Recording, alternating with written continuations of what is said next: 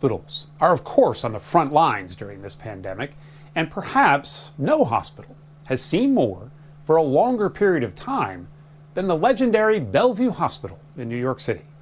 Our history lesson comes from Rocca. Bellevue, in many ways, is an eerie place. It's an eerie place because the ghosts are everywhere. This is a hospital that goes back 3 centuries. Every immigrant group has come through with every imaginable disease. If you want to tell the story of America through its chronology of health crises, then there's no better setting than Bellevue Hospital. The Irish come first, and they allegedly bring with them cholera and typhus. Then the Germans and the Jews come, and tuberculosis becomes the big disease. Pulitzer Prize winner David Oshinsky is the author of a book about the storied New York City hospital.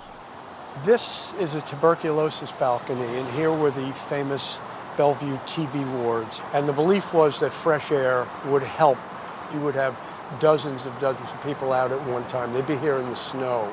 And in the 1980s, Bellevue was ground zero during the AIDS epidemic. More patients with AIDS come to Bellevue, and more patients with AIDS die at Bellevue Hospital.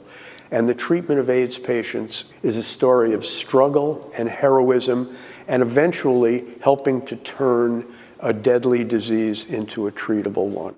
With COVID-19 patients expected to fill the city's hospitals, Bellevue and its doctors will once again be on the front lines.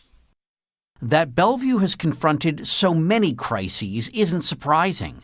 Founded in the 1730s, it's America's oldest public hospital, meaning all are welcome, regardless of condition or ability to pay. Bellevue turns no one away. I mean, that has always been the mantra of Bellevue Hospital. And they come to Bellevue knowing that they will be treated and they will be welcomed. And it's because Bellevue has always taken in the worst of the worst cases that it's drawn the best of the best in medicine.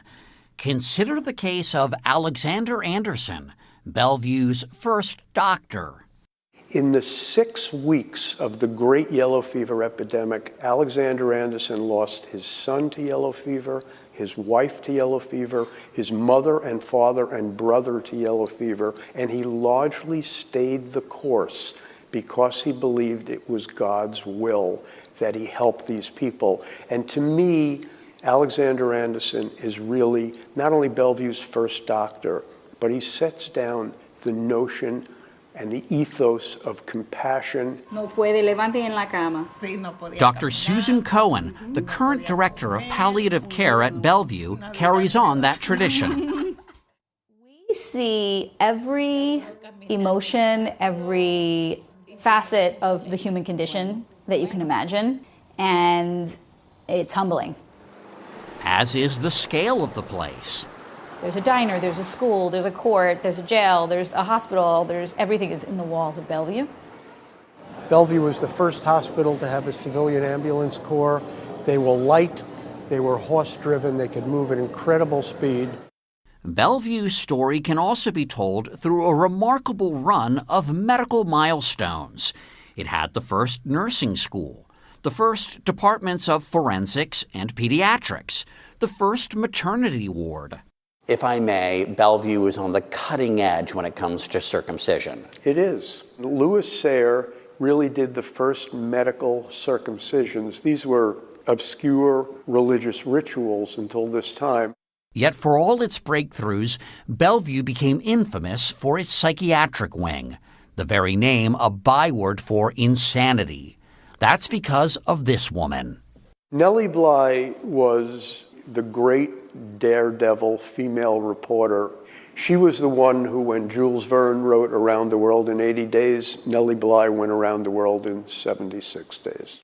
Bly was writing for Joseph Pulitzer's New York World when she went undercover in 1887 to report on the city's psychiatric hospitals. Nellie Bly made like she was crazy. She basically had a fake breakdown. The judge sent her to Bellevue Hospital. From there, she was sent to a state mental hospital on Blackwell's Island, where the treatment she witnessed was barbaric, chronicled in 10 Days in a Madhouse, a sensational expose that became a best-selling book. Once that comes out, Bellevue, in the public mind, is really linked almost forever with insanity and mental illness. Bellevue became a punchline, as in this clip from The Honeymooners. And I'm calling Bellevue because you're nuts! Come on! Where to?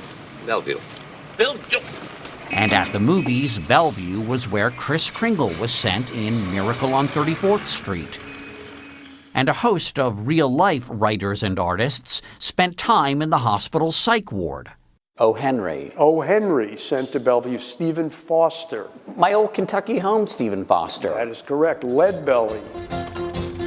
Blues legend Leadbelly even wrote a song about his stay at the hospital. I was lying down one morning in Bellevue. I saw Miss Johnson. She must have been a nurse. She was new and so long. And singer John Lennon was brought here after he was shot, along with his assassin. In one of the great ironies of the story, Mark Chapman was being examined by psychiatrists probably 100 feet away from where John Lennon's body was in the morgue. But it was the 1989 murder at Bellevue of Dr. Catherine Hinnant that shook the institution to its core. A homeless man who had been living illegally in Bellevue Hospital killed a pregnant pathologist in her office. And it caused an absolute furor. And Bellevue really had to decide at that moment, are we a hospital that provides emergency services to everybody, or are we a bus station? In the end, security was ramped up, and Bellevue did not abandon its mission as a public hospital. Dr. Susan Cohen has been at the hospital for 12 years. I love the people, I love the patients, and I love the mission. You have to want to be here to be here. If it's not the right fit for you, you shouldn't be here.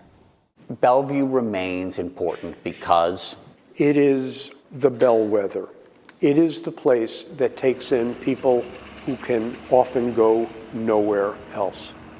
And if they have a medical issue, it will be taken care of with great care and compassion.